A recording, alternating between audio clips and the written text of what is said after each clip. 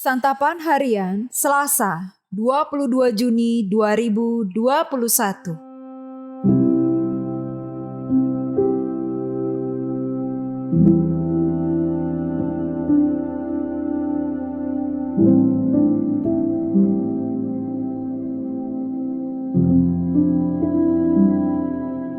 Inilah program Santapan Harian, sebuah program yang mengajak Anda menelusuri isi Alkitab, agar Anda menemukan makna firman Tuhan sesuai dengan konteksnya. Santapan Harian tertuju bagi Anda yang ingin memiliki kehidupan rohani yang segar, kuat, dan sigap.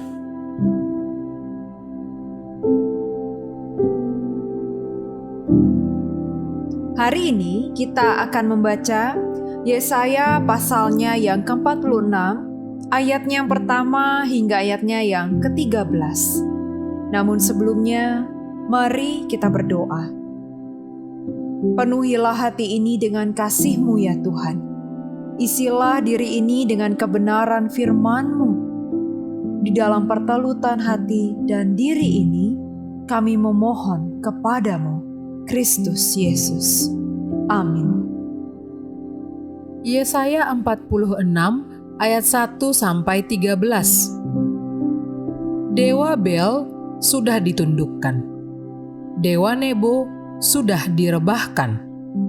Patung-patungnya sudah diangkut di atas binatang, di atas hewan yang pernah kamu arak. Sekarang telah dimuatkan sebagai beban pada binatang yang lelah, yang tidak dapat menyelamatkan bebannya itu. Dewa-dewa itu bersama-sama direbahkan dan ditundukkan, dan mereka sendiri harus pergi sebagai tawanan. Dengarkanlah aku, hai kaum keturunan Yakub, hai semua orang yang masih tinggal dari keturunan Israel, hai orang-orang yang kudukung sejak dari kandungan, hai orang-orang yang kujunjung sejak dari rahim. Sampai masa tuamu, aku tetap dia, dan sampai masa putih rambutmu, aku menggendong kamu. Aku telah melakukannya dan mau menanggung kamu terus. Aku mau memikul kamu dan menyelamatkan kamu. Kepada siapakah kamu hendak menyamakan aku? Hendak membandingkan dan mengumpamakan aku sehingga kami sama? Orang mengeluarkan emas dari dalam kantongnya dan menimbang perak dengan dacing. Mereka mengupah tukang emas untuk membuat Allah dari bahan itu. Lalu mereka menyembahnya, juga sujud kepadanya. Mereka mengangkatnya ke atas bahu dan memikulnya, lalu menaruhnya di tempatnya. Di situ ia berdiri dan tidak dapat beralih dari tempatnya. Sekalipun orang berseru kepadanya, ia tidak menjawab, dan ia tidak menyelamatkan mereka dari kesesakannya. Ingatlah hal itu dan jadilah malu. Pertimbangkanlah dalam hati, hai orang-orang pemberontak. Ingatlah hal-hal yang dahulu dari sejak purbakala, bahwasanya akulah Allah dan tidak ada yang lain. Akulah Allah dan tidak ada yang seperti aku, yang memberitahukan dari mulanya hal yang kemudian, dan dari zaman purbakala apa yang belum terlaksana. Yang berkata, keputusanku akan sampai, dan segala kehendakku akan kulaksanakan. Yang memanggil burung buas dari timur, dan orang yang melaksanakan putusanku dari negeri yang jauh. Aku telah mengatakannya, maka aku hendak melangsungkannya. Aku telah merencanakannya, maka aku hendak melaksanakannya. Dengarkanlah aku, hai orang-orang yang congkak, orang-orang yang jauh dari kebenaran. Keselamatan yang daripadaku tidak jauh lagi, sebab aku telah mendekatkannya, dan kelepasan yang kuberikan tidak bertangguh lagi. Aku akan memberikan kelepasan di Sion, dan keagunganku kepada Israel.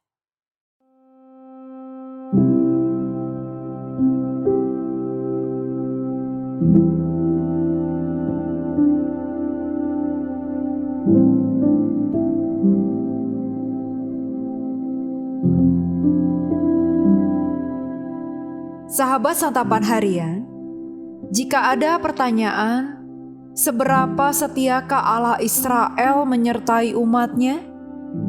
Maka jawabannya adalah senantiasa setia. Walaupun ada kalanya bangsa itu tidak setia, Allah selalu memberikan peringatan dan hukuman kepada mereka sehingga bangsa itu berbalik kembali kepada jalan Allah. Di masa lalu, Allah tetaplah Allah umatnya dan senantiasa mau menanggung mereka. Allah mau memikul dan menyelamatkan mereka sampai kapanpun.